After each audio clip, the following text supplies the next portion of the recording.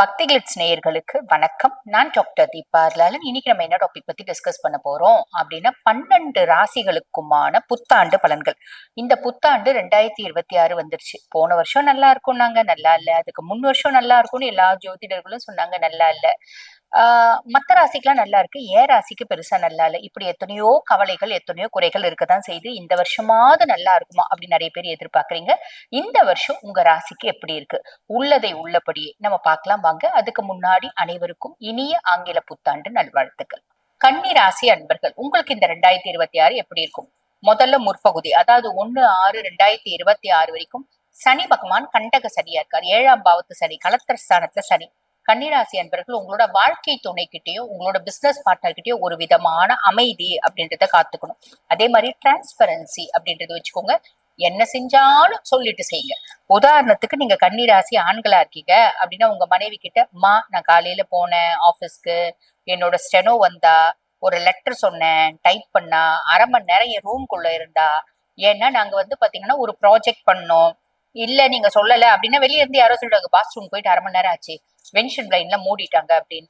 Disturb வருது அப்படின்னு வென்ஷன் plain மூடணும், அரை மணி நேரம் பேசணும், அரை மணி நேரம் நம்ம பாத்தீங்கன்னா நாங்க ஒர்க் பண்ணோம், இந்த வேலையை செஞ்சோம், அதுக்கப்புறம் அவ போயிட்டா, திருப்பி மத்தியானம் லஞ்ச் கொடுக்க வந்தா, நாங்க 2 பேரும் ஒன்னா லஞ்ச் சாப்பிட்டோம், திருப்பி அவ போனா, ஒரு கிளையண்ட் வந்தாங்க, அந்த கிளையண்ட் லேடிஸ், அவங்க வந்தோடனே நானும் அவங்களும் காஃபி சாப்பிட்டோம், ஒரு 1/4 மணி நேரம் நாங்க 2 பேரும் காஃபி சாப்பிட்டு சிரிச்சு பேசணும், அவங்க எனக்கு நல்ல ஃப்ரெண்டு. இவ்வளோ விஷயமும் நீங்க சொல்றீங்க அப்படின்னா உங்க மனைவி நம்புறதுக்கு வாய்ப்பு உண்டு. இல்ல அப்படின்னா, நீ என்னமோ தப்பு பண்ற, அதனாலதான் என் கூட நீ நேரம் ஸ்பெண்ட் பண்ண மாட்டேன்ற, என் கூட நீ சிரிச்சு பேச மாட்டேன்ற, அப்படி இப்படின்னு அவங்க நிறைய குத்தங்களை உங்க மேல அடுக்கி வைக்கலாம்.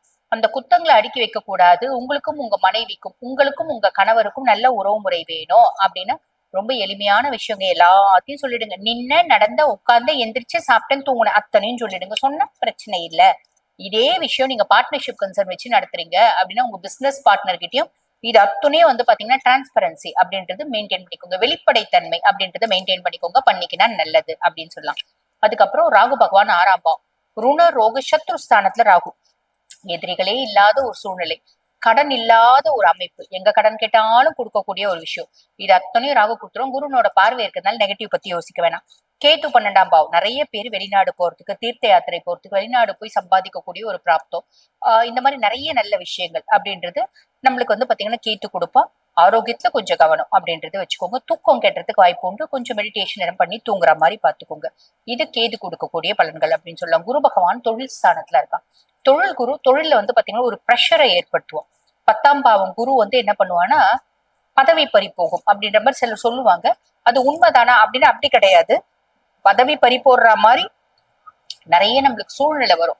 அதை நம்ம என்ன பண்ணலாம், அதாவது அந்த அளவுக்கு மென்டல் ப்ரெஷர்ஸ் வரும், வேலை செய்யற இடத்துல ப்ரெஷர்ஸ் வரும். என்ன ப்ரெஷர் வருது அப்படின்னாலும் நம்ம கடுமையான உழைப்பாளியா இருக்கும். பெருசா எதையும் பாத்தீங்கன்னா மனசுக்குள்ள போட்டு குழப்பிக்க மாட்டோம், இக்னோர் பண்ணிட்டு போறோம் அப்படின்னா ஒன்னும் இல்லைங்க, இது ஈஸியா மூவ் ஆயிடும், கவலைப்பட வேண்டாம் சரிங்களா. இது முற்பகுதி. அப்படியே பிற்பகுதிக்கு வாங்க. பிற்பகுதியில சனி பகவான் பாத்தீங்கன்னா கண்டக சனியாவே தான் இருக்காரு. ஆனா குருனோட 9ஆம் பார்வை அவர் மேல படியுது.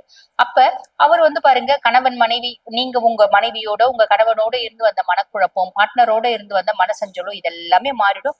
சனி பாட்டுன்னு அமைதியா இருப்பாரு, நீங்க பாட்டுன்னு உங்க வேலையை ஈஸியா செஞ்சுட்டு இருக்கலாம், நீங்க பாட்டுன்னு அமைதியா ஃப்ரீயா இருக்கலாம் அப்படின்னு சொல்லலாம். இது ஒரு பெரிய பெரிய பெரிய பிளஸ் அப்படின்னு சொல்லலாம்.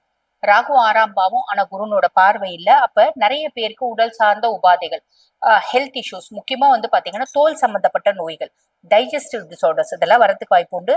பெரிய லெவல்ல கடன் வாங்கக்கூடாது. நான் முன்னமே சொன்னேன், எங்க கடன் கேட்டாலும் கிடைக்கும் அப்படின்னு. எங்க கடன் கேட்டாலும் கிடைக்குதுன்னு எல்லா இடத்துலயும் கடன் வாங்கிட்டீங்க, தனிநபர் கடன் நிறைய வாங்கிட்டீங்க அப்படின்னா ட்ராப் ஆயிடுவீங்க, மாட்டிக்குவீங்க. அதாவது ஏதோ ஒரு விதத்துல நம்ம ட்ராப் ஆகிறதுக்கு வாய்ப்பு உண்டு, அதுல கவனம் அப்படின்றது வச்சுக்கோங்க. அதுக்கப்புறம் குரு பகவானை பத்தி சொல்லணும் அப்படின்னா, குரு பகவான் முற்பகுதியில தொழில் குருவாகவும் பிற்பகுதியில லாப குருவாகவும் இருப்பார்.